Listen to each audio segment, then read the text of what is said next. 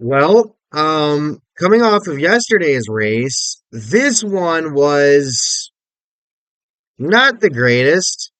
What's up, guys? Me on back from the video, and it's time to review the 2023 NASCAR Cup Series Watkins Glen race. Now, we're down to one race left before the playoffs. And entering today, there were two drivers that had a chance to lock in as long as nobody knew one, and they also didn't have a shit day. And then you have the battle for 16th, currently held by Bubba Wallace.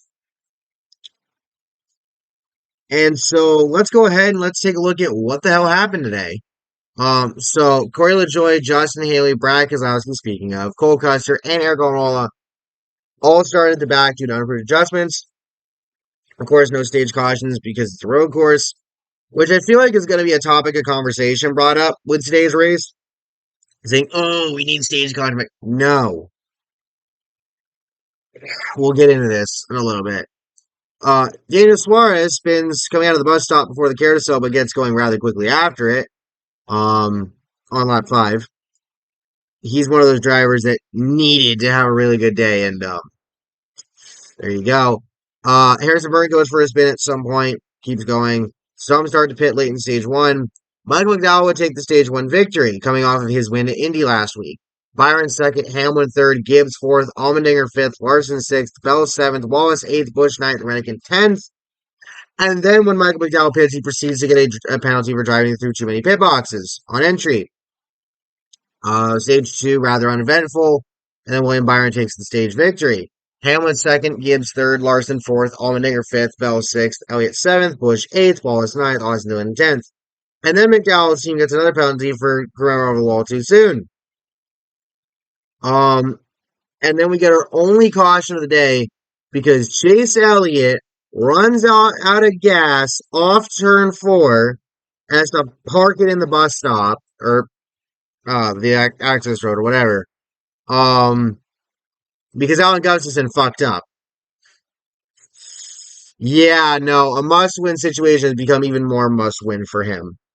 And Kyle Larson also got a speeding penalty during all of this, during the pit stops as well. So some guys got screwed over because they hadn't pitted yet. Some guys benefited, and Eric Almirola would lose it off turn 7, go for a spin, kept going.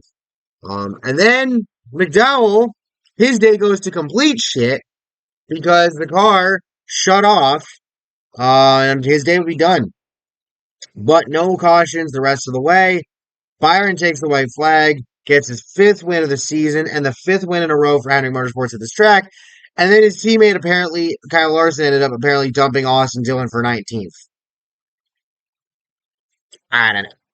But, once again, the topic of conversation is going to be, what the fuck do you do with this goddamn next-gen car?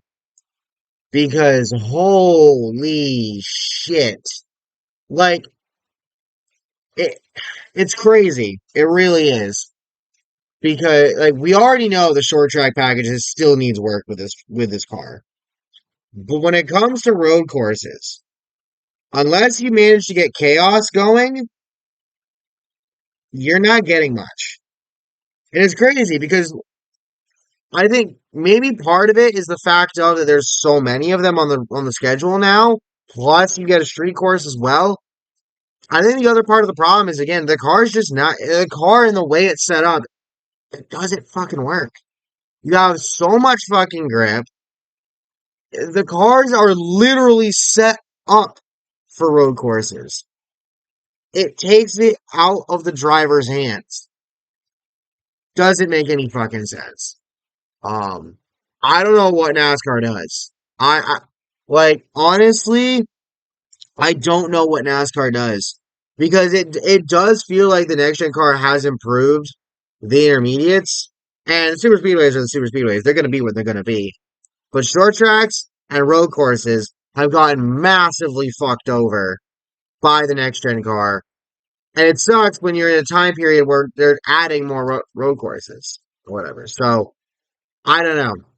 I don't know what the fuck you do, but you got to figure something out. So, next week, Daytona, regular season finale.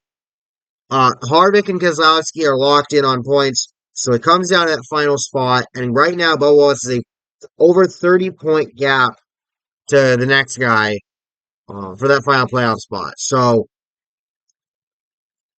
also, regular season champion still up for grabs, though Martin Truex Jr. has a pretty good shot to clinch it during the finale. I think all he has to do is really just win like stage one or something, and then he's good to go. But yeah, this is going to get interesting next week because you've got one spot, a spot that really just comes down to, I think, Bubba Wallace, Ty Gibbs, AJ Allmendinger, Daniel Suarez, Bowman, Elliott, or a chaos winner. Well, I mean, it's going to be a chaos winner regardless, potentially. But the thing is you're putting Bubba Wallace in this spot where, yes, he does have the pressure on him, but he's really fucking good at super speedways. And if he can stay out of trouble, he's up at the front, usually, 9 times out of 10. So, honestly, I think it's Bubba's spot to lose. We'll see. But with that being said, thank you all for watching. Let me know your thoughts down below. Hope you all enjoyed. I'll catch you all next time. Peace.